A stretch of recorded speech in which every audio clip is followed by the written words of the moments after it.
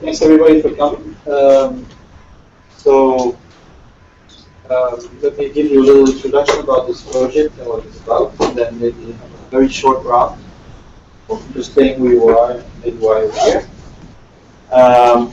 You can hear us, Marco, right?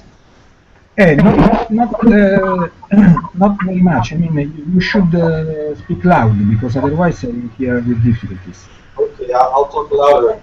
So, it's part of a series of 3 hangouts about value in pre-production. We had the first one 2 days ago, which was about an actual practice. So we had people that are. Sorry, Michelle, I cannot hear. You should speak closer to the microphone because otherwise I cannot hear.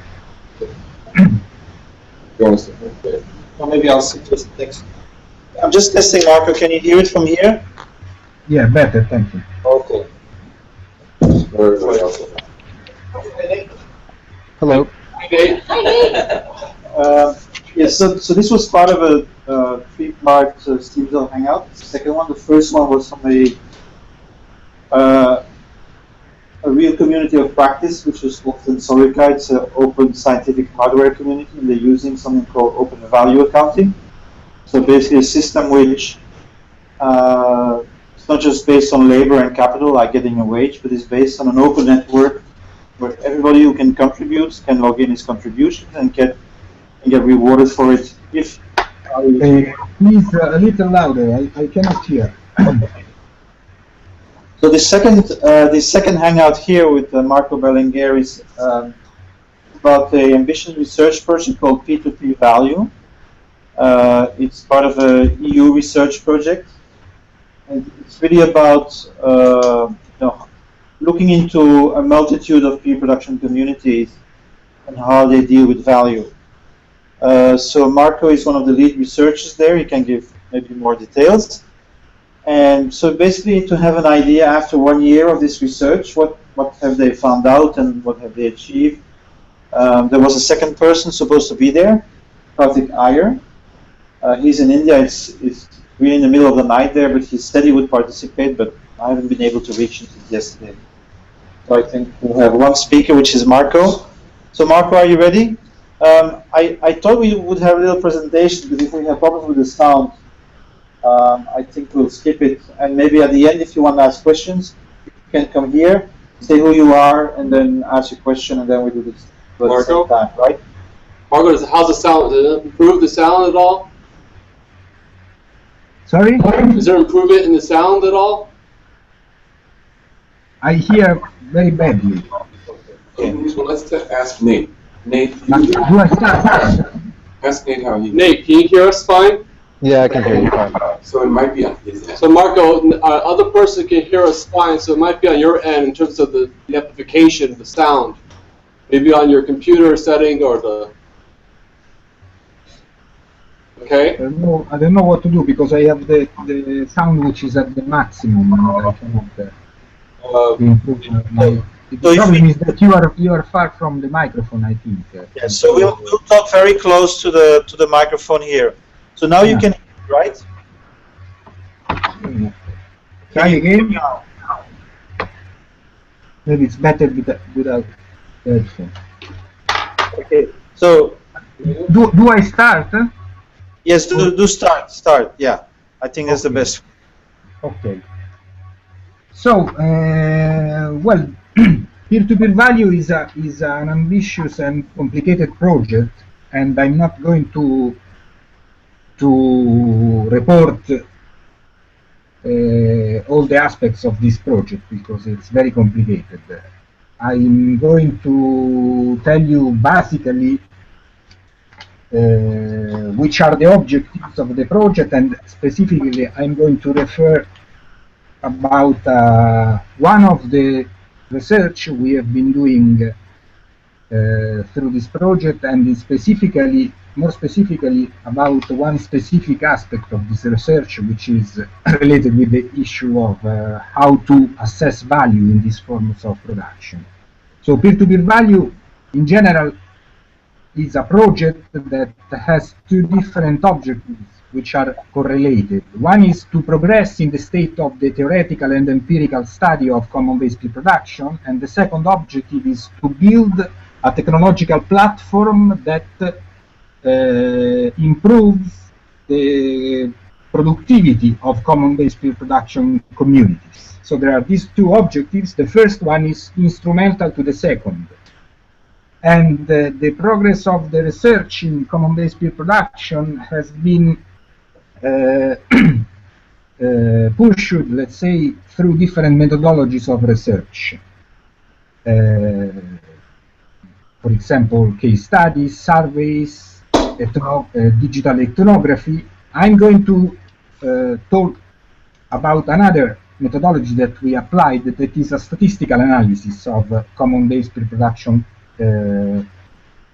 cases, and which was the most challenging, I would say, objective we had, since probably, at least to the best of our knowledge, there isn't any precedent about attempting to bring so many, because the sample was formed by 300 cases, and so to bring so many different and heterogeneous cases under a common framework of analysis, and to assess the value and the productivity of these communities. That was absolutely unprecedented, because common-based pre-production theory and empirical research is still, I would say, in its infancy, in its first stage of development. And so we met a lot of challenges in trying to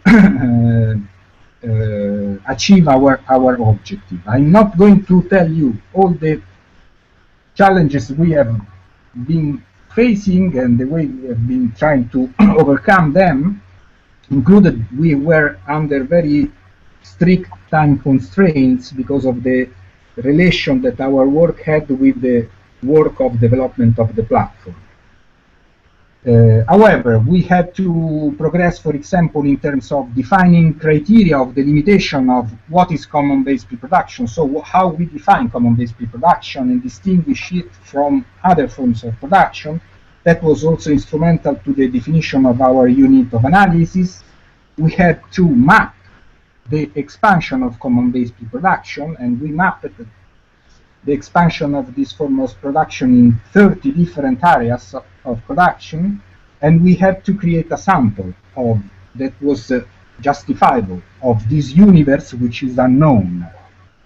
Moreover, we had to develop a framework of analysis and a framework of assessment of value in common-based pre-production. Both these aspects were again new in terms of scientific literature. So I'm not going to tell you about the framework of analysis we have developed, which is basically an adapted version of the institutional analysis and development framework that was developed by Ostrom for the traditional commons. So we tried to adapt that framework for our study. I'm going to tell you instead about the framework that we developed for for trying to assess the value in this so heterogeneous sample of the value that was produced by these cases. I'm going to focus on this aspect.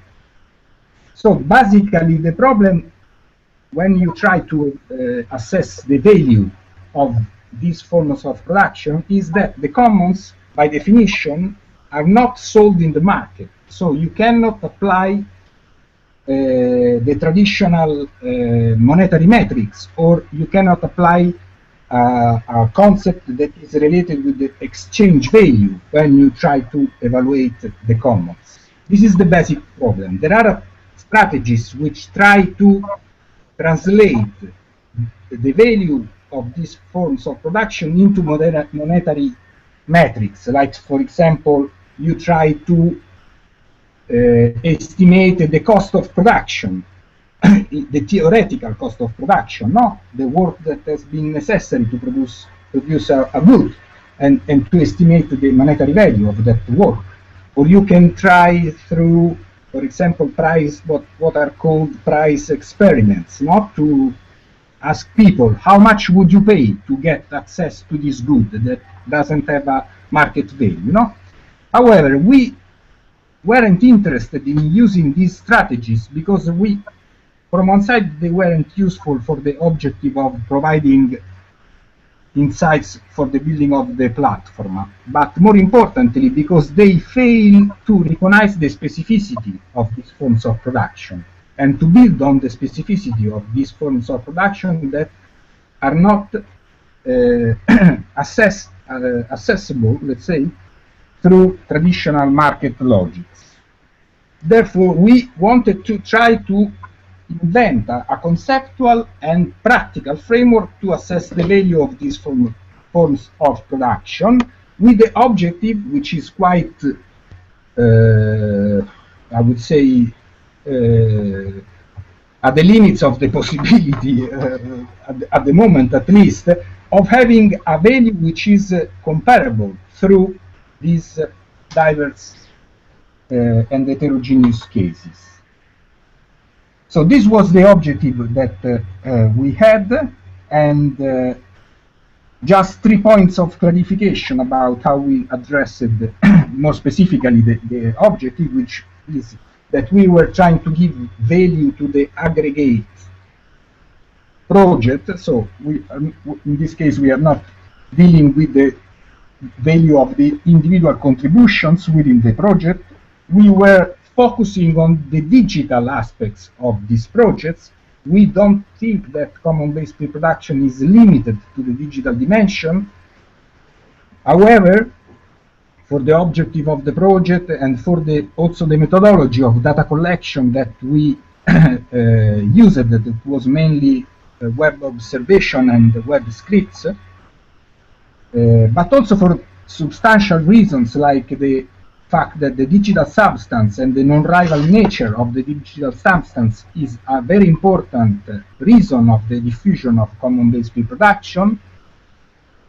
And the second is that the digitalization of our form of production are bringing what Latour called a change in the datascape, which is affecting basic categories of social analysis and social sciences. And our bet is that in the intersection between new conceptual frameworks and new digital metrics are going to emerge new standards of value. So these were more substantial reasons to focus on the digital dimension. However, we were trying to get something which was post-monetary, let's say, but comparable, able to give us an idea of the value of different projects which we framed as common-based pre-production. In order to invent this framework, to elaborate this framework, we tested the possibility of using categories which were significant for so different cases. We tested the hypotheses, various hypotheses, for example, on projects like Wikipedia, Goteo, Wifinet, Global Voices, Bitcoin, Reddit, and BitTorrent. They are very, very different, as you probably know, each from the other, for the platform they use, for the scope they have, for the technical infrastructure they use. So we, of course, doing that, we realized the huge difficulties that we were going to have in terms of identifying this common measure of value. However, we elaborated what we call the 6 strategies, and together with the 6 strategies, different potential indicators that could be used to get a sense of these different measures of value. The 6 strategies are called, the first is community building, which refers to the size of the community and to the intensity of the interaction that the communities generates around a project. The second is called the social use value of the resulting resource, and refers to the use of the resource that has been produced by this community. The third is called reputation and refers to the synthetic qualitative assessment that the project achieved in their relevant community of stakeholders.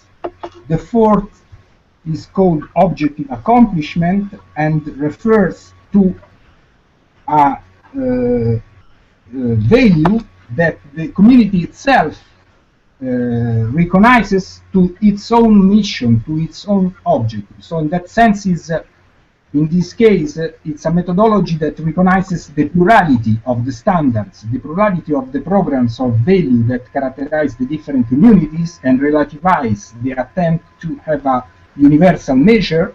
At the same time, we thought that we could make some form of comparison through a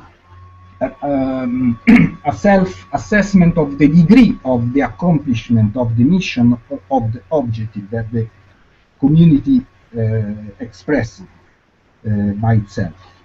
The fifth is monetary value, is called monetary value. As such, monetary value cannot measure the common, because the common doesn't have a monetary value as such.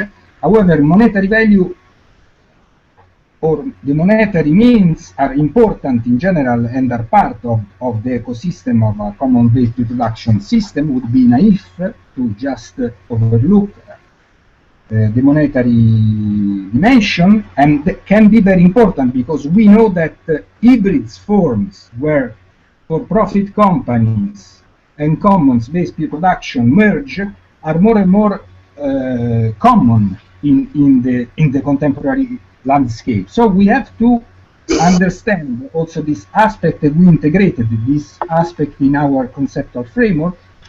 Finally, the last strategy, we called it ecological value, and it refers to the value that is generated by a project but cannot be measured within the community that generated that project. Take, for example, the case of Linux. Linux is a very powerful and very valuable common-based production project. And you can measure in various ways the value of this project. At the same time, Linux is also a building block of many other projects. Take, for example, Android, which is a typical case of this hybridism I was referring about. Android couldn't exist without Linux. But so you have to recognize the whole value of Linux. You should integrate also Android, no? And that is a typical phenomenon, let's say, that characterizes not only commons-based production, but more in general knowledge economy. Knowledge has this knowledge, information, digital production have these characteristics of what Rullani, an economist, Italian economist, called propagation value. The most of the value that is produced in knowledge economy go through propagation rather than through direct production. And so this is the sixth strategy we consider. Then we had thought about possible indicators, and of course the passage from the theory to the concretization has been very, very hard in terms of identifying concrete indicators that could be used, and moreover we had to identify indicators which were feasible in the time limits and that we were facing. So finally we used two different kinds of indicators. We called them external or internal, depending on the fact that each of them could be collected, and the data that each of them could provide could be collected through web observation or through more often web scripts, because we used various web scripts to collect these data, or we had to rely on the community itself because the information wasn't accessible through web observation, and so we had to rely on the community itself. In that case, we called them internal indicators. And basically,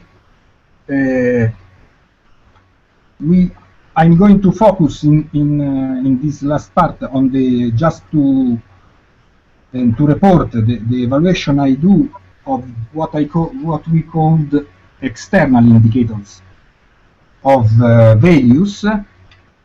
Also because the internal indicators of value that were dependent on their answer to a survey that we submitted to the projects had a limited rate of answers, like 20% of the cases, of the 300 cases answered. But moreover, I'm more interested in this digital dimension that we tested through this research. And the internal indicators gave us a measure about the dimension of the community and about the degree of accomplishment of the mission that each project assessed by itself, and a measure of the annual turnover of the projects. While the external indicators of value that we used were mainly measures which were referring to, I would say, the visibility or the reputation of the projects and the social use value of the projects as measured by the behavior of general public through the web. And the indicators we used were Alexa traffic global rank, Alexa total site linking, Google page rank, Google search of the domain name in brackets for all time, the same, but also for the last year. And we also used the number of the followers in the Twitter accounts and the numbers of the likes in the Facebook accounts. These were what I called the external indicators of value that we used. Now, what can be said? Conceptually, I would say we used different strategies, and we tested empirically different strategies. Also the logic, I was referring about the difference between mission accomplished and the others one, no? They had a different logic, because one was recognizing a structural plurality, while the others were trying to get a sort of universal measure that was universally applicable. In general, what I think is important is that most of them were trying to assess the value of this project by passing the monetary metrics. This was our objective, and in that sense, it was an interesting experiment, and it had sense in the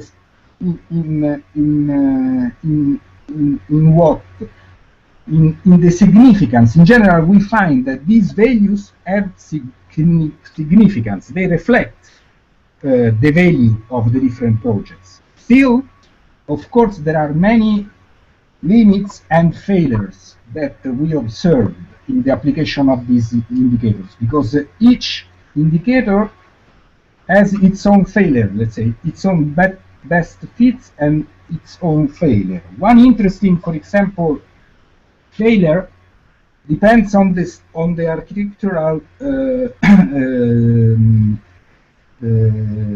structure design of the projects. If the architecture is centralized, these indicators work better. If the architecture is distributed, and we were particularly interested in this feature because the platform we are going to build is going to be distributed, well, in these cases you find the main failures of this indicator in the capacity of giving a correct account of the value produced by these projects. Also, it's interesting how there is an evident clash in various ways, not only concerning this problem between transparency, privacy, and the possibility of getting good indicators of the value that is generated by by this project and inside the communities, which is more relevant. Another interesting evaluation we can do on the basis of this test is that the common-based peer production as such is quite powerful in the internet sphere. If we take, for example, Alexa Google rank, Alexa global rank, the ranking of this project is very high in terms of the general, because Alexa is rating all the websites that exist on the internet, you know, and it has a rank that goes from 1, which is Google, until 8 million. The 8 million, no, that is, and there are millions more that are not ranked because they are completely invisible, let's say, to the Alexa capacity of rating. And we find that the 25% of the cases we have in the sample have a rate which is very, very high, because it's under 20,000, which is a very, very high rating, or the 10% is lower than 3,000. So it's really an important presence, let's say, in the digital sphere and in the internet.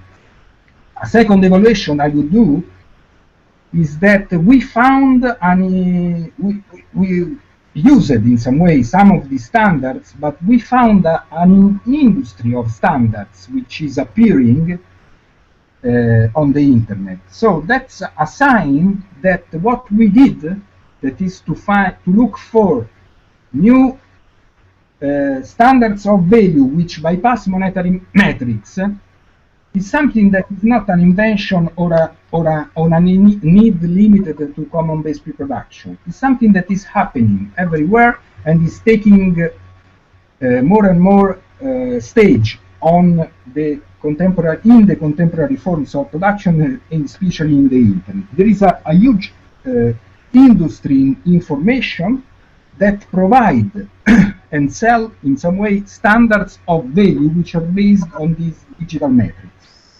That's another point which is very important to reflect about, also because all these standards normally are corporate. That means that the transparency and the governance of these standards is problematic, as you can imagine. And so this is an interesting result, I would say, of the research itself.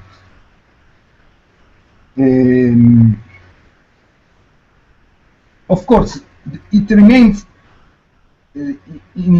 as such, the attempt we did, it remains problematic for many reasons.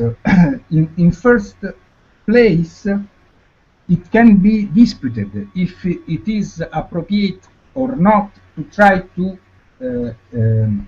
assess the value of this project through a statistical analysis and through the attempt to create a universal and common measure of value. Because what we found, for example, in various aspects, is something that also the Ostrom highlighted in her studies of the traditional commons, for example, that each project has its own specific and different features. So it's unique in its organizational, technical features, and it's very difficult to bring all these projects under a same and common framework of analysis.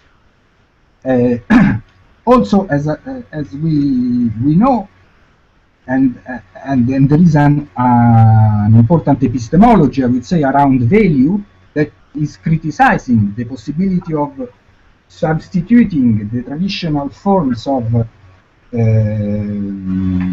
measuring value with a new unique standard, and rather is trying to develop other strategies which recognize the intrinsic plurality of the standards of value which are necessary to deal with this crisis of the dominant regime of value we are living through for many reasons. And so that is an open issue that we don't pretend to have solved in one sense or in another. And we also can reflect more about the limits of the specific indicators and the possibility of improving and trying new indicators. Finally, concluding, I would say that there are three aspects which are more theoretical, let's say, that refer to broader problems we are facing in this moment in our institutional and economical context, and in which the common-based pre-production can play a role in terms of being an exemplary area of study, which can help us to progress and to understand better the challenges, the problems, the possibilities that reverberate also in many other fields. And I would fix 3 points that make that have a more general meaning, but where common-based pre-production is particularly interesting as a case for studying this issue. And there is a debate also inside the same scholars of common-based pre-production around these issues. The first is that there is a crisis of the institutional framework through which we assess value.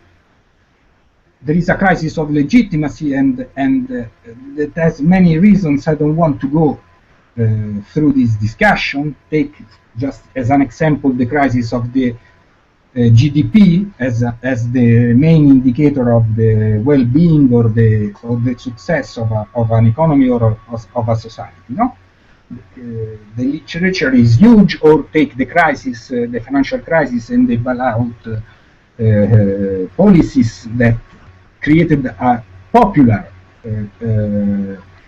revolt in terms of looking how the system of value and of monetary value is governed in our society.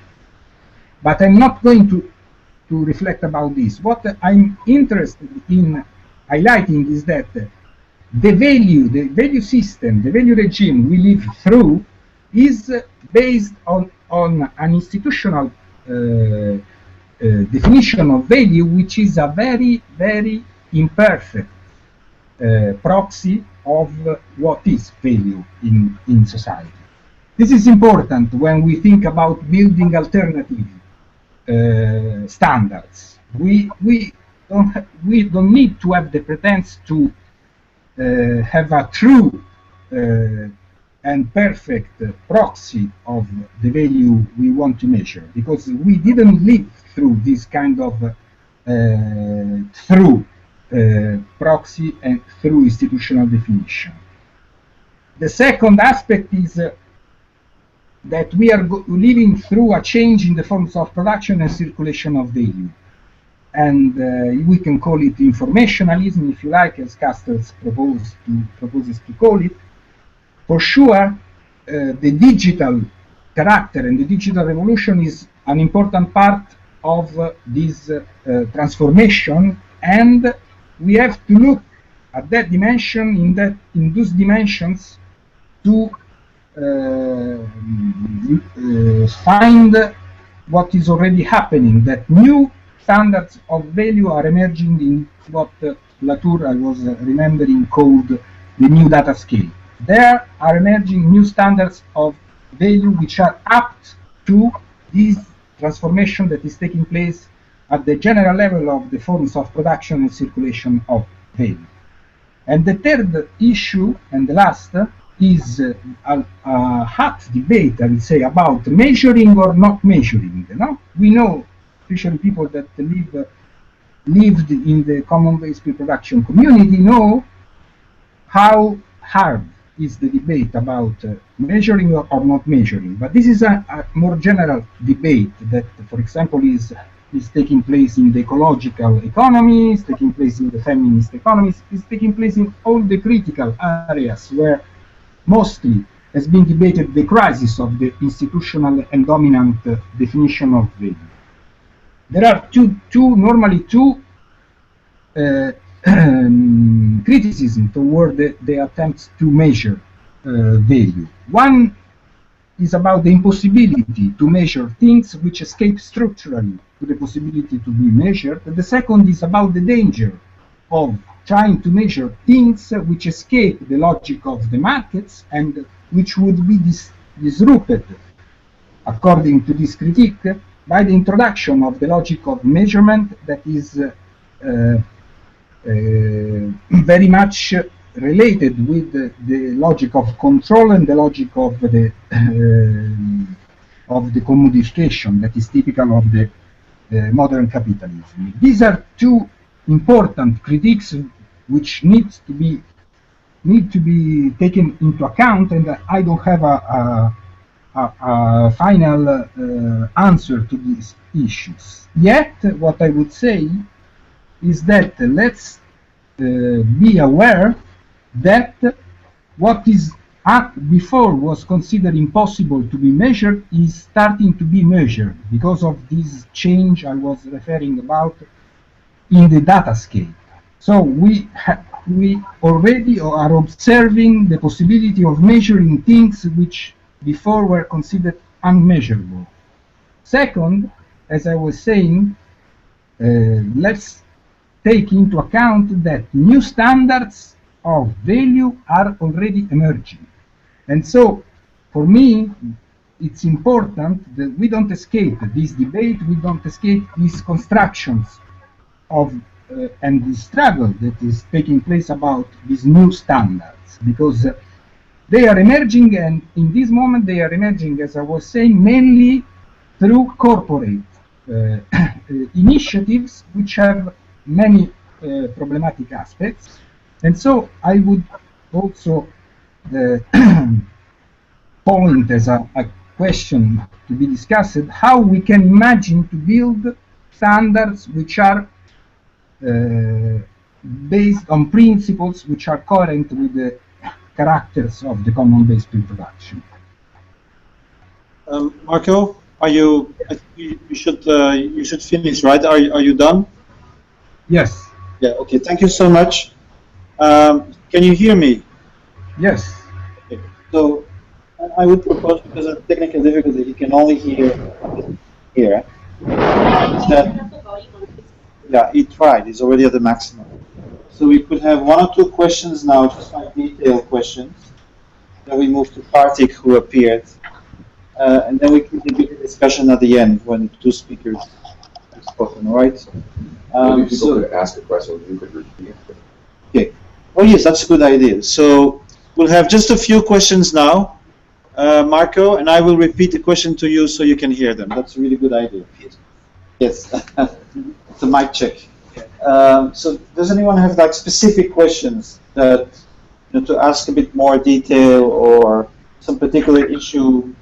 And we leave like the big metaphysical discussions for the end of the. Anybody? I'm sorry I missed most of the discussion. I was quite delayed, so I'm not fully plugged into what was on the agenda. I have like, I'm very interested in all the measurement issues that he talked about. The issues concerning measurements of codes, or with code block measuring. I don't think this lends itself very easily to this kind of discussion. I might get in touch with him. Yeah. So Emmanuel has a lot of questions about the measurement itself, but it's a bit complicated. So he will connect with you after this by email, and then ask you more specific question. Is the data going to be made available, or what is the final product? Yeah. So Marco, are the data going to be publicly available, and what is the final product of the research? Yes. Progressively, we are going to make everything public. The problem is the work that it requires. We already have.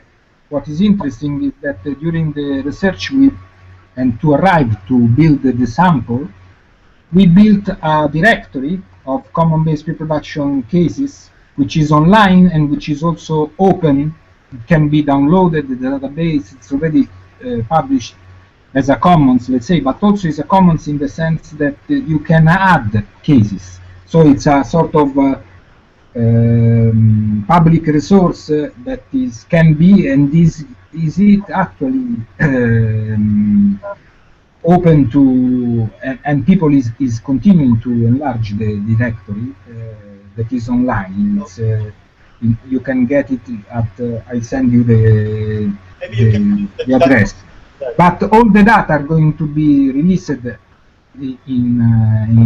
as public and in public domain, and will be reusable. And we are going to publish, but it's going to take time. We just submitted the first article in January to a review, which was limited to introduce the design of the first part of the project. So it's going. I think along this year we are going to publish more or less all the results of the research, but it's going to take time, and so this is more or less the situation. It's complicated. As I was saying, each aspect of the research was really a challenge. So, and also, of course, we didn't resolve everything, and so there are limits that we also have to present in order to facilitate the improvement of future research that can try to go further compare with what we could do. Okay, thank you. I propose we go to the next speaker, Marco, which is Kartik, who I can see his picture, so we hope he's there. Kartik, are you listening to us? Yes, very good afternoon or good morning, Michelle. It's just been a really bad internet connection here, so I couldn't join you guys earlier. So, but I'm glad to be here on time, hopefully on time. Well, a bit too late, but tell us maybe who you are as well and where you're located. Right, so I'm basically a technology strategist and researcher. I'm currently based in India. I've been actively working with the P2P Foundation with Michelle for some time, and through P2P Foundation, I've been working with the P2P Value Project. So I spent the last couple of years in Scandinavia, in Oslo, doing my PhD there. So I submitted my PhD thesis. But I also did my master's in Sweden at the Royal Institute of Technology and an MBA from China, from Fudan University in Shanghai. So I write a lot about decentralization and the phenomenon of decentralization, peer-to-peer. I've written in Europe and in India. I've also done a talk for the Future of Money series, which is an 8-part documentary series created by Heather Wessent, who's a futurist and a test speaker based in the US. Otherwise, my area of interest is mostly on decentralization, the phenomenon of decentralization. So I was listening into Marco, and I think Marco has basically encapsulated some of the most important aspects of what we're trying to do. So I'll try and sort of keep my talk very short and to the point. So I think what Freeman Dyson, the great physicist, spoke about unifiers. Unifiers are people whose driving passion is to find general principles which will explain everything. They're happy if they can leave the universe looking a little simpler than they found it. But he also talks about diversifiers. Diversifiers are people whose passion is to explore detail. They're in love with heterogeneity of nature, and they agree with the French saying, "Le bon Dieu a mis la detail." They're happy if they leave the universe a little bit more complicated than they found it. So I think the P2P project, the P2P Value Project, is a former. It's a unifier project. It's a very bold attempt to try and understand what is value, from a non-organizational, non-top-down understanding of what value is. Because in the last 15, 20 years, the proliferation of the internet I think the way people organize themselves has been radically transformed. You no longer need a large organization, to have the same efficiencies. I mean, you can have the David and Goliath scenario. You can have a small organization which is connected to the internet, which will have the same level of parity in terms of information and knowledge compared to a large organization today. So, we've seen a lot of disruption in the technology space, in the newspaper industry, citizen journalism, and so on, happening because of that. So we want to basically understand this transformation from a large top-down way of creating value to a more decentralized way of creating value. So this is what Yochai Benkler talks about. He talks about, he uses coercive theory of the firm to basically try and understand why do firms exist and why are peer-to-peer economies different from that.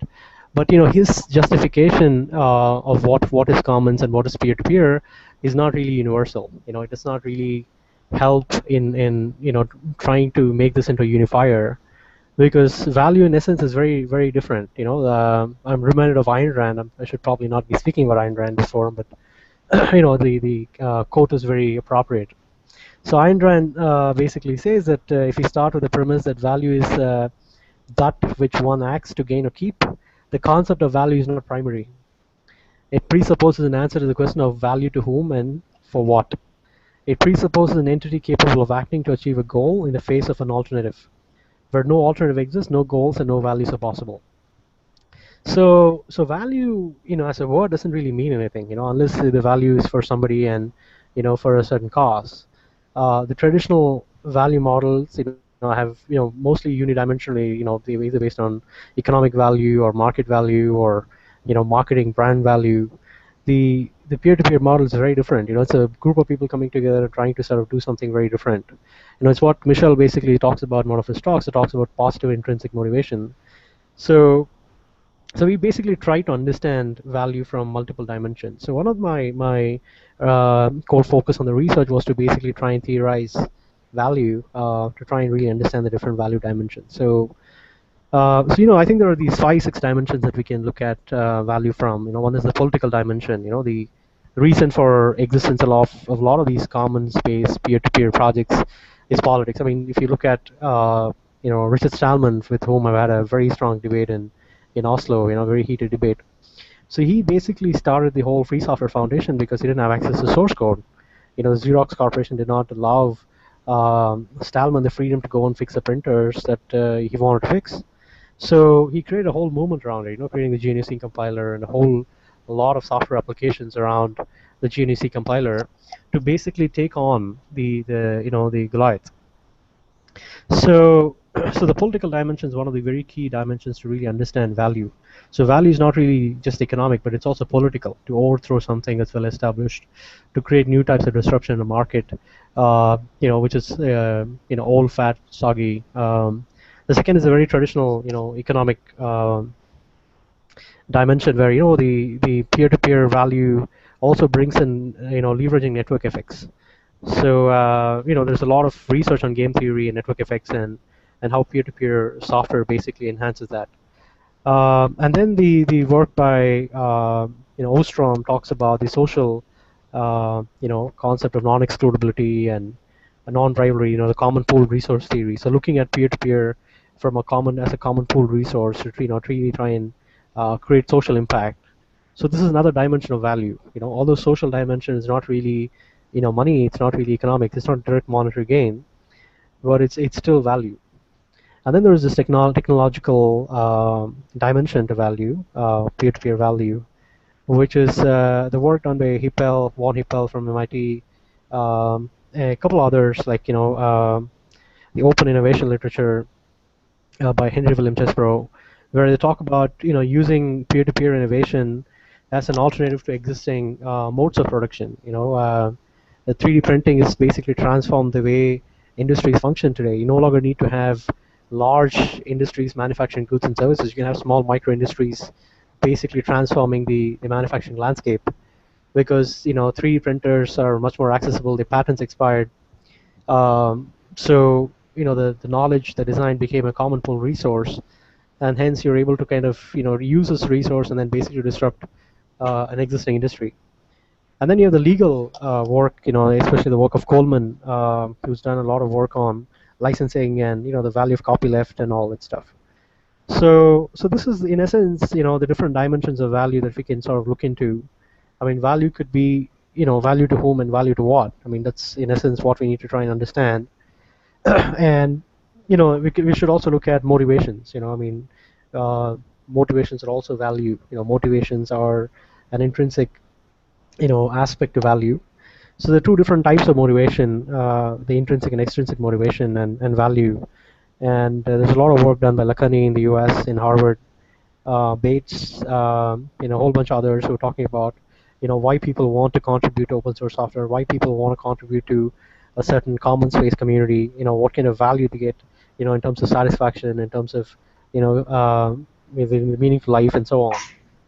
And then there's extrinsic value where there's a lot of work done by Bates and Herzl and Lerner and Troll and others, where they've looked at extrinsic value, where you basically contribute to community, and then it helps you in some other ways in trying to get a job or different other factors. So in essence, one of the key findings is that value, from a traditional sense, is mostly unidimensional. And in the current economy, where you're talking about Uber, you're talking about BlaBlaCar, you're talking about Bitcoin, the existing landscape, the existing way of doing business in the 20th century is being questioned in the 21st century, because it's very easy to organize around the technology. Information is very easily available, with which people can be organized. Industries can be organized. So you no longer need the coasis, way of doing business. Your transaction costs can be reduced. You can reach the same economies of scale with distributed manufacturing, but in a very different way. So we live in a very sort of rapidly changing era, in which the way value is created and the way value is distributed is fundamentally different. So in essence, the existing theories are very limiting. The theories of Ostrom, of course, are very universal, but when you try and apply it to our sharing economy or to the peer-to-peer economy, they only help us to understand one dimension to it. So the aim is to try and build a unifier, to try and understand, to make the world a little simpler.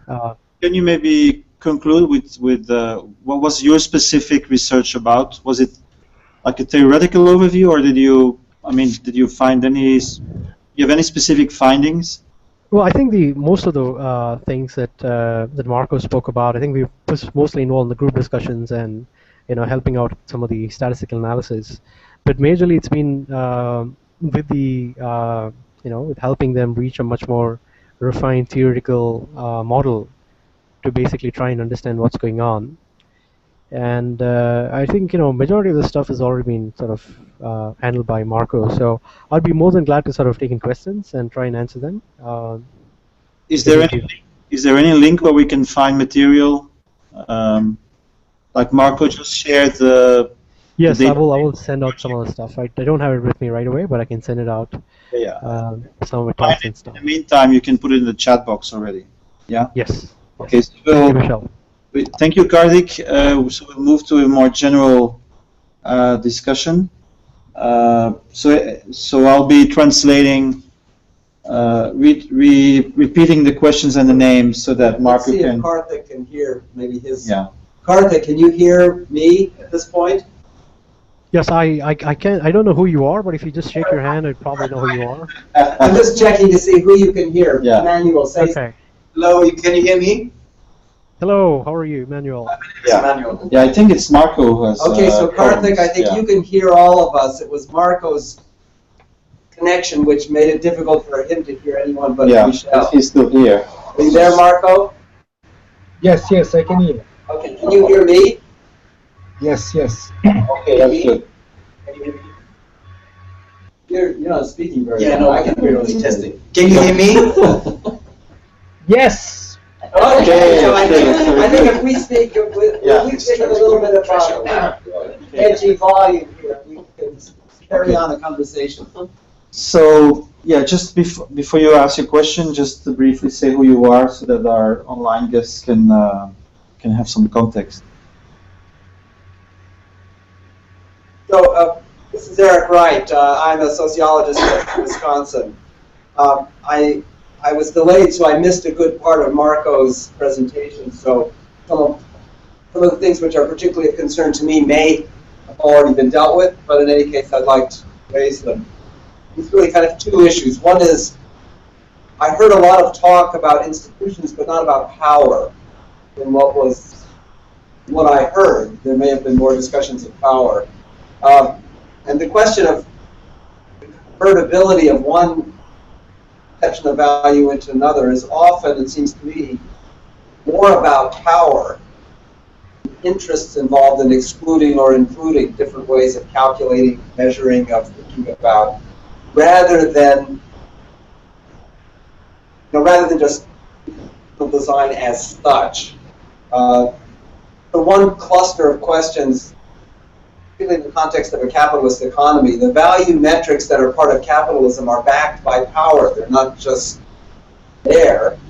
To shift from a well-being measure of GDP rather than an economic value measure of GDP, do whatever measures you like. It's still the case that you'll starve if you don't have dollars in most American cities. You get that kind of value. And that's just because of the power that backs it, not because of some intrinsic meaning of value. But that's one cluster of issues.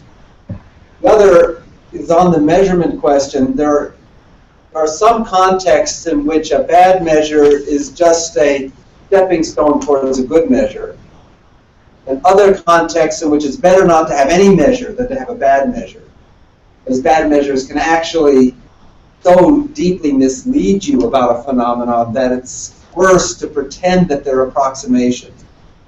And I don't know to what extent that dimension of this problem around the measurement is part of this discussion.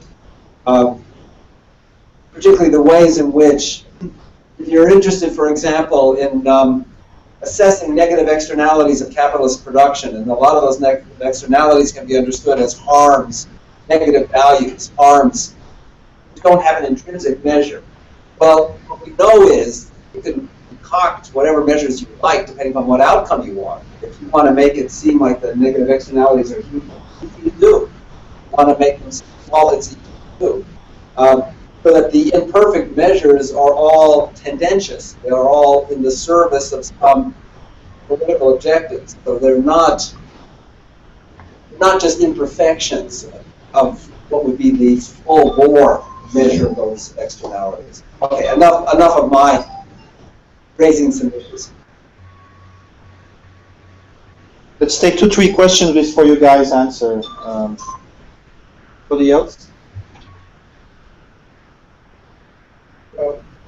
Yeah. Introduce yourself to it. I'm Brian Holmes, and I'm visiting for the intrinsic interest of this discussion. Great to hear the latest from Marco, who I've known in the past. Following Eric's question, I would ask, what are the levers that we can see or even kind of hypothesize to help in confronting the tendencies of, basically monopolistic or oligopolistic corporations supported by the states to impose the kinds of value frameworks, measurements, and increasingly then the actual forms of software and other kinds of technology that will resolve the current crisis in the favor of a continuity of the kind of basically class system that we already have. Sorry, I couldn't follow what you mean. By levers, I mean, where are the avenues of development that can pose both positive chances for people's activity and obstacles against the imposition of what you could call new enclosures?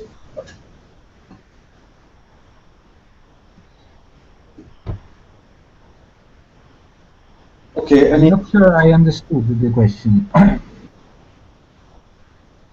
How can we where in society can we see developments that we could add to with our own forces that would counter the already visible strategies whereby what Michel calls netarchical capitalism or cognitive capitalism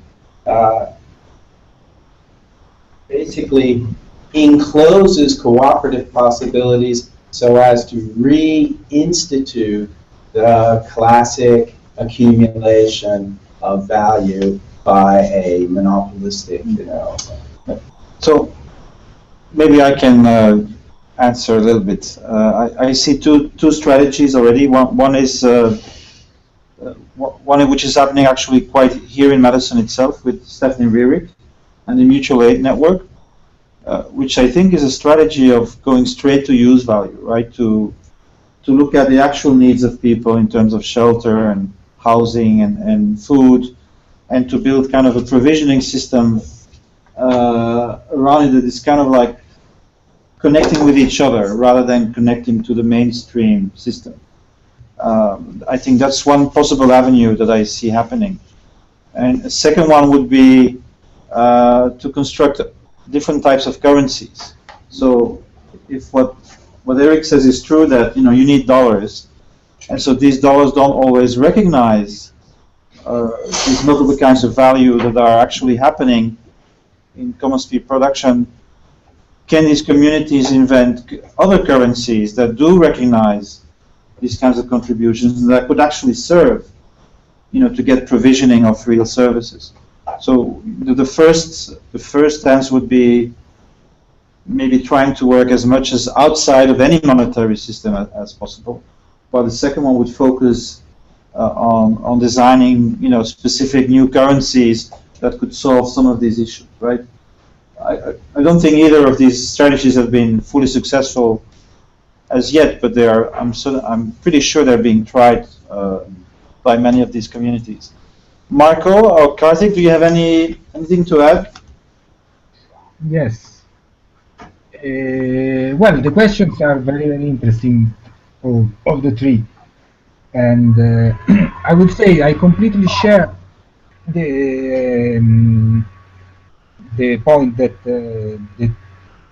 Olin raised, that this around value mainly we have to discuss about power. It's not something which is a sort of objective positivistic measure of something which is there, and but it's a very complex institutional design that is built around what is considered value by the society. And so when we talk about value or alternative forms of value, of course we have to talk about this complex institutional framework within which we are living through, because we are living through a crisis of the institutional framework and attempts to invent new frameworks. Of course, that is about power struggles that are taking place in this same day. And I would also look at, interestingly, if we like, a specific form of power which is clearly already in the making, which we call performative power, that these new standards are producing. Now, take for example the the importance of reputation in our society and the measures that are more and more used to evaluate the reputation of a person, like how many friends you have on Facebook, how many followers you have on Twitter, how many tweets you get, etc., etc. No? These kind of standards also shape the behavior of the people that try not to conform to the standards that are implemented and more accepted as a new standard of value. So that is also interesting, because of course in that sense could be problematic, but also it's about the performative power that these new standards, which are information, can have in terms of similar to what Michel was saying about the design of new currencies, no? It's like we are talking about this in the negative and in the positive sense. Also, the question about the better bad measures or no measure. It's a it's a part of what I very rapidly discussed at the end. I don't know, honestly. I think we shouldn't find a unique solution, a unique answer to this question. I think what I wouldn't like is that we just skip the discourse about measurements, because new metrics are in the making, and we have to intervene, because these metrics are going to shape our society, and so we have to intervene with a critical understanding that they are not just about measuring something which is objective, but they are about, as you were saying, shaping the forms of power in the society that is changing. But I don't have a simple answer to that question. I understand the points against measurement, and I understand how measurement is related historically with the power of the state and with the necessity to commodify reality. So we shouldn't be ingenious about getting in that discourse and getting in that in this process. Still, I'm skeptical about the possibility to just take a step back, let's say, and leave it as a not relevant area. We have to intervene in that area. And concerning the counter tendencies, I share what Michel said. I would add that 2 points. I don't see the possibility, I think Michel in that would agree, the possibility of just re-establishing the traditional accumulation that we knew in the former form of capitalism. Of course, it still exists and is dominant, the traditional forms of accumulation, but when we talk about the new informational form of production, we can see new forms of capitalism, but they are not just the same of the former ones. So the same capitalism has to change to control and continue its logic in this new environment, let's say. And the second element that I would add, sharing what Michel said about the commodification, which is interesting, we are observing, together with new forms of capitalism and monopolies, etc., also the destruction of markets because of processes of decommodification to which included capitalistic companies participate to a certain extent. So that's an interesting evolution we have to consider when we talk about this. But the last point I would like to add is that even if there are a lot of ambiguities and a lot of, I would say, dangers in what's happening in terms of digital tracking, digital sphere that is under formation. We know how much power is there and is very, very dangerous, the power that is accumulated in this sphere. Still, another element that I would like to add, with all the limits that we can have, is that the digital metrics we are referring about, to a certain extent, are more democratic of the metrics we can have in the market system, because the fact that there isn't a discriminatory access through price, it's really different. It makes it really different, the form of giving value that can be done through these digital metrics, and which fits much better with the character that is not rival in many cases of the goods which are used, reused, and exchanged in the digital environment.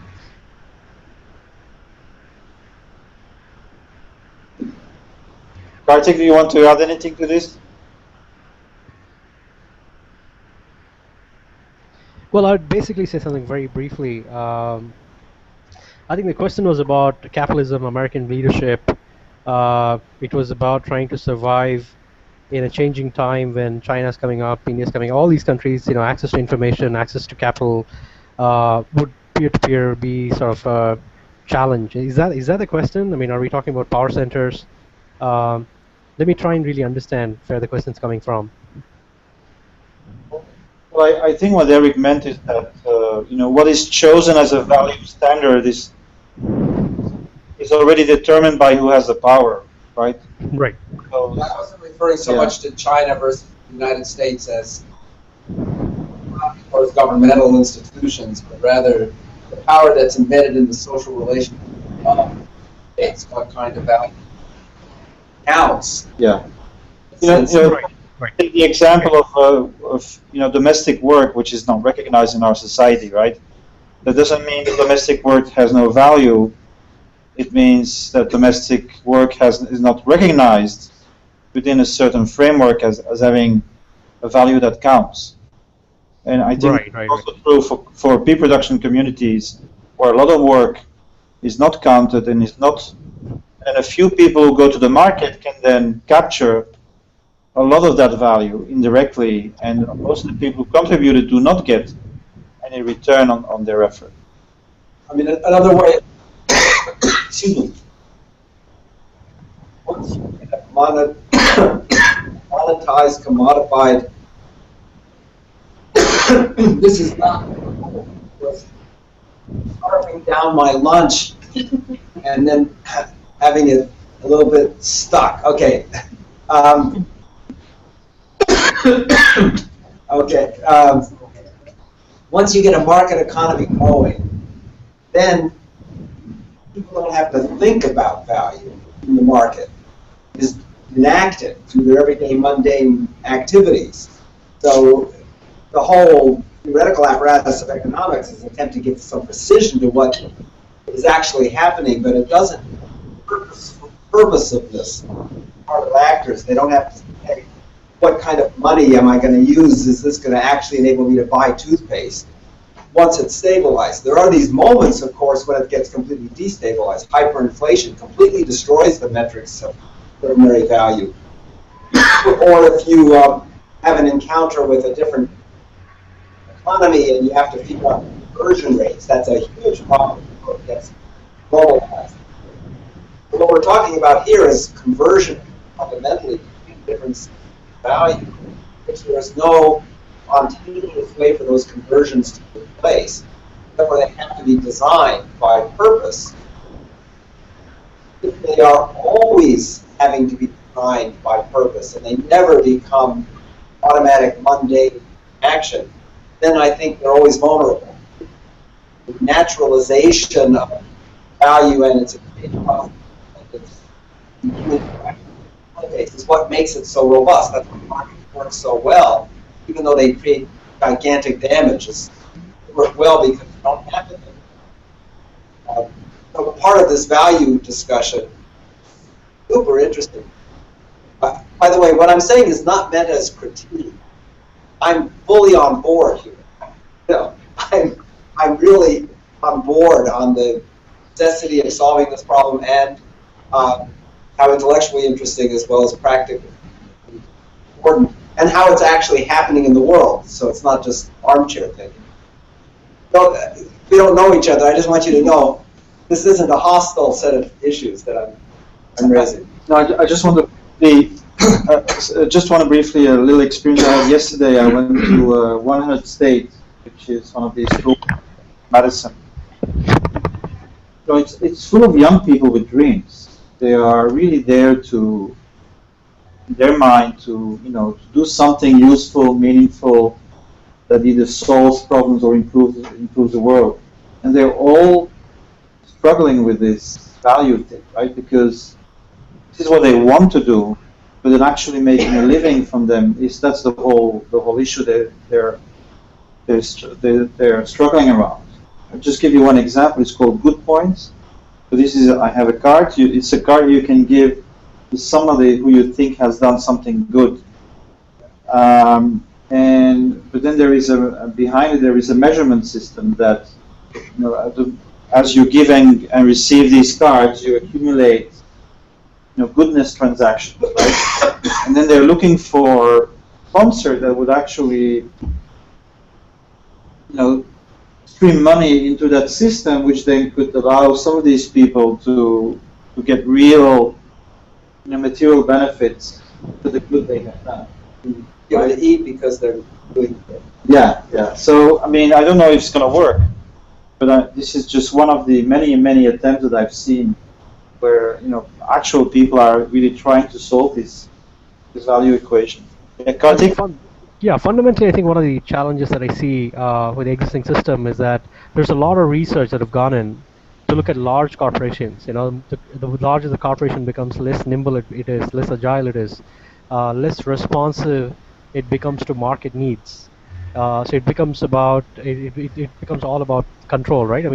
From creating from competing for supply and demand, you start kind of controlling supply and demand.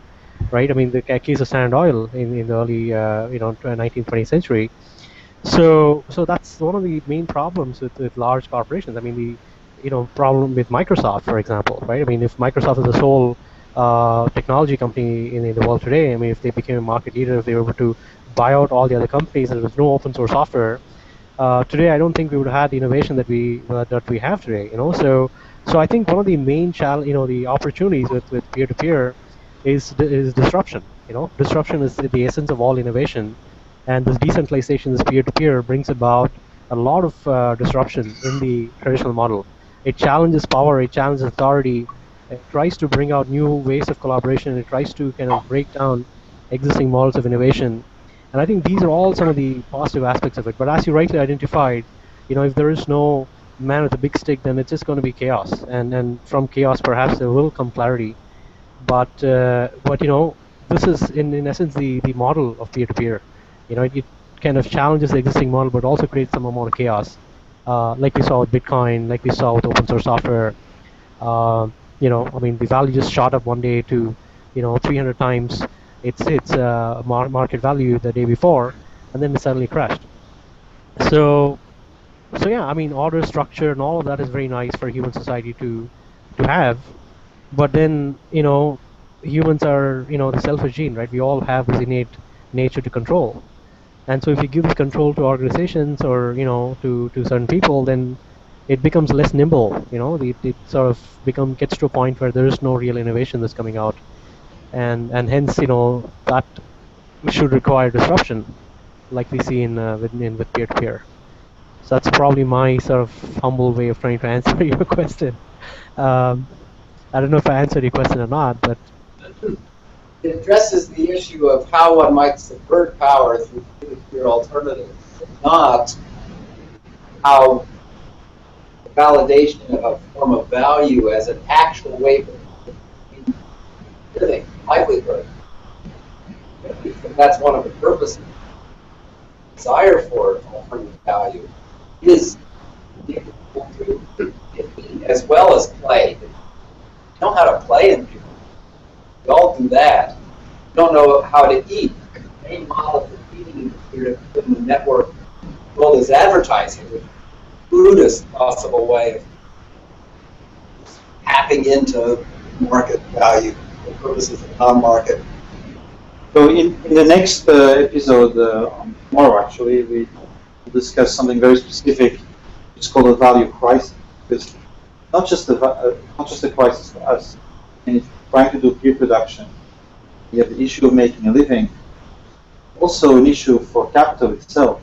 Because, as you said, more and more things are also escaping market. There's not just commodification, there's also decommodification. Like things that are abundant, like free software. So every $1 million in free software destroys $64 million in proprietors. You think about renewable energy and how that destroys the value of oil companies that can use the oil that's in the ground.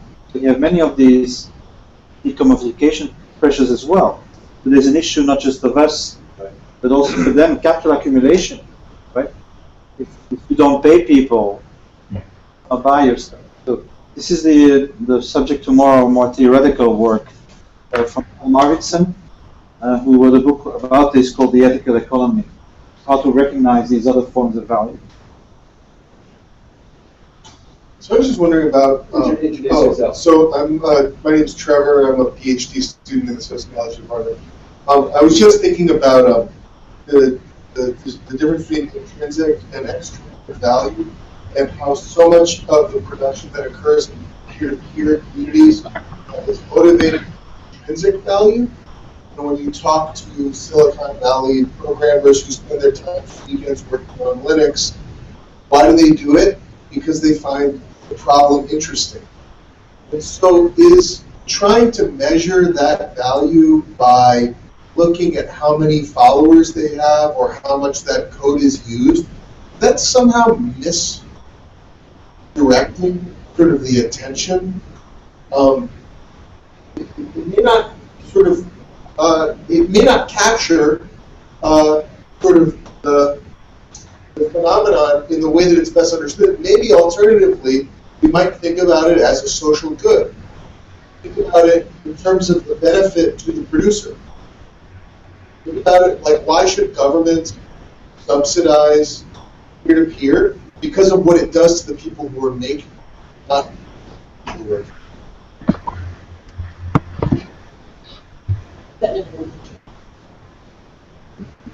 I mean, there are rewards to children, but nobody's. But the children aren't producing it. The rewards. No, but what I'm talking about, it would be the producers of it. It would be the benefit to the producers. In childcare, you've got a producer and the consumer. The consumer is the child, the producer is the childcare provider. But this is sort of, and in that case, sort of the subsidization measured by the value to the consumer. But in this case, so much of the value is not to the consumer, but to the producer themselves. But by looking at sort of the benefit to the consumer, that I'm just saying, I think that may mischaracterize the value and sort of misdirect potential. I'd like to give an example that I experienced a few years ago. This was called the Omidyar network. The founder of eBay had a lot of money, wanted to keep it away, and didn't want to do it in a traditional philanthropic way. So what he did is he created this network where people could give each other recognition. And at the end of the year, the 10 projects with the most recognition would get funded. Right? It completely collapsed because the whole motivation of doing good was perverted by the getting recognition to get on top of the game. So people started gaming like, I'll give you this and you give me that back, and it became a very toxic environment, which is like, you just don't want to be there. Big danger with these measurements, right? That it kind of, like as you say, if you start tweeting because you want more followers, then you're, what are you actually doing? That's not the point. Yeah. On this particular part of the problem, that is the danger of trying to incentivize practices which are mostly driven by intrinsic motivation. So conventional economists' view of this is that if you have people who are heavily motivated by intrinsic motivation, you add incentives, they'll be even more motivated. That is additive. Whereas the more sociological view is that in many contexts, one can't make this talk, is that if you start incentivizing the activity, change the moral environment in which the activity takes place, and you can use motivation. So classic studies are in blood donation, where systems that rely entirely on civic duty produce more blood of higher quality than systems that rely entirely on monetary incentives. And it turns out it's hard to combine them. Because as soon as you create monetary incentives for donating blood, then the people who are civically minded say, oh, this isn't one of the things that my civic responsibility is needed for. This is a market. Right? So there is a tension between these two motivational spaces, and then and therefore, since one of the purposes of the value accounting is to try to make it possible for people to actually have a living while doing things which they also intrinsically enjoy, if the monetary accounting is in the service of creating incentives to do so, it's likely to subvert the process rather than synergetically enhance it. Further argument for a big business. So, I mean, that's why my magical solution to at least the basic livings problem with the commons is to simply tax the surplus in the capitalist sector at creating unconditional basic income. The unconditional basic income is the way livings would have access to livings to fully embrace the common. And then in addition to that, people might earn additional incomes for which then there's way less pressure to find solutions, and they can be solutions that don't have this incentivizing problem to them. Yeah, I think maybe just ask, does anybody in the room still has a question? And otherwise we'll kind of finalize with some concluding remarks from Marco and Kartik. Anybody still has a question? Well, I have one, which is something I've been thinking of, is that, I mean, there is an issue of recognition, right? I mean, these metrics. Like, for example, once I published a book, and then I could ask a lot more from my lectures, because publishing a book is a form of legitimacy. And in the same way, Facebook and Twitter may function for some people as like, where am I in this game of capital? So did you do any research on this recognition issue, like a kind of a status game within peer producing communities? And then you can conclude your interventions as well. Marco? Can you repeat the last question, Michel? Yes, so my question is about to what degree do these metrics also play a role in mutual recognition, in kind of status issues in these communities? Yeah, I would say two things. I'm sorry because I couldn't hear very well everything, so something I lost something. However, going back to the issue of measuring or not measuring and what means to measure, I would suggest, but with all the doubts that still I have, I would suggest that we approach the issue of measurement in a weak way, in a weak and plural way. So we try to imagine to go toward a system which breaks down the idea that there is just one metric and that there is a monopoly about metrics. So, and this is something that I think we can already observe as in the making, of course, with all the ambivalences and contradictions and other tendencies. But I would suggest that that is a direction which is interesting and fits with other features of common-based peer production, which challenge the traditional scheme through which we thought, for example, the political body, which is a closed and unitarian and vertically governed body. Common-based peer production is showing that there are other forms of acting together and coordinating, which are different from this scheme. And I would suggest that measurements can also follow other direction, the approach to measurement. The second is about the new currencies, let's say the function of the new currencies, which what I would say is that we have to work in a way that permits us to be clear that we are not talking just about new currencies in the conventional way, that we need something which is different. Maybe we don't have the word, the concept, the notion that is able to describe what we are looking for, but currency can be useful in the sense that helps to understand what we are talking about, but can also be wrong in the sense that it misleads us toward an understanding that is not what we are looking for.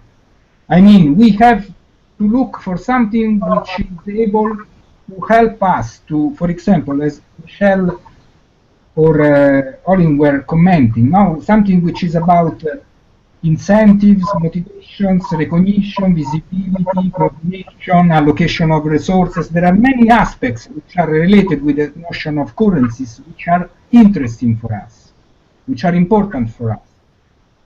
At the same time, we are talking, at least when we talk about these forms of production, mainly when they are based on digital context, which are radically different, because they are about building resources which are not commodifiable, which are not brought to the market, which are not exchanged. So that's radically different. And it's important that if we accept the conventional economical approach, these resources don't have any value because of this character. Can we accept this?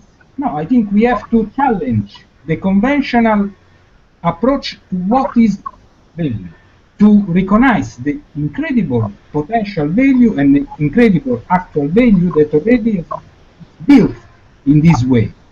And so we need to challenge the framework through which we recognize value, and we don't have it. So the new currencies can help in that direction, insofar we also are aware that we are talking about something which is different from what traditionally has been referred with the notion of currency. Okay, thank you, Marco. I think this is your concluding contribution. And Kartik, do you have anything to say before we close the session?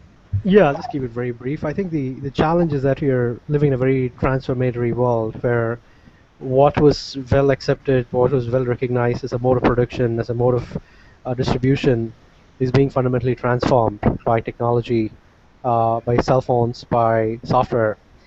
And decentralization is the heart of modern disruption, is what Clayton Christensen talks about. Disruptive, all innovations, new disruption. So, in majority of all new innovations coming out, especially in transportation across verticals, is happening in a very peer-to-peer sharing sort of way. And so I think we need to sort of come up with new ways, new models, new theories to kind of look at this world. There isn't enough theories, there isn't enough models to really understand what's going on. And so I think there's a need for more projects like peer-to-peer value to bring out a better understanding of what's really going on. To unify it, as I was talking about, to build unifiers, and also to build diversifiers, to go deep within some of these theories and really try and understand what are the differences between these different models. So I think foundations like Peer-to-Peer Foundation are the heart of this process of trying to uncover and understand what is really going on. And I hope there'll be more interest from academia to collaborate with foundations like P2P Foundation to kind of take this thing forward. Thank you, Marco. I think we can conclude. It's about 2 o'clock. Thanks also to all the people like Nate and others who may be online. Thank you. Thank you to you. Okay, thanks for the effort. And it was a bit difficult with the sound. I think most of it was understood. Okay, thank you, guys. Thank you. Thanks for everybody here. Thanks for having me, Michelle. Yes, Kartik. See you soon. But now that